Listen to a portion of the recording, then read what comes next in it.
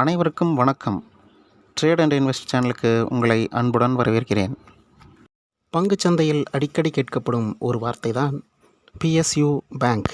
சில நேரங்களில் இந்த பங்குகள் திடீரென 20%, 30%, ஏன் 50% வரை கூட உயர்ந்து விடுகின்றன.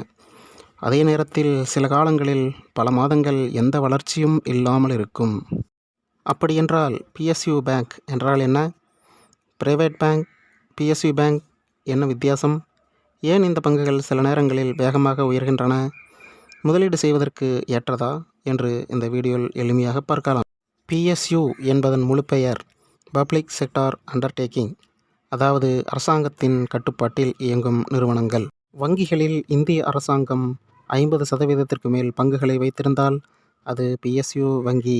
உதாரணமாக state bank of India, bank of Baroda, Punjab national bank, Canara bank, Indian bank, union bank, UCO bank, bank of Maharashtra இவற்றில் அரசாங்கமே முக்கிய பங்குதாரராக இருக்கின்றன.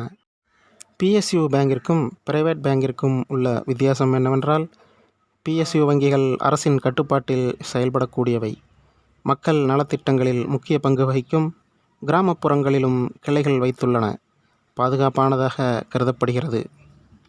பிரைவேட் பேங்க் என்று பார்க்கும்போது தனியார் நிர்வாகத்தில் செயல்படக்கூடியவை, வேகமான முடிவுகள் எடுக்கக்கூடியவை, புதிய தொழில்நுட்பங்களை விரைவில் ஏற்றுக்கொள்வார்கள், அதிக லாபத்தை நோக்கி செயல்படுவார்கள்.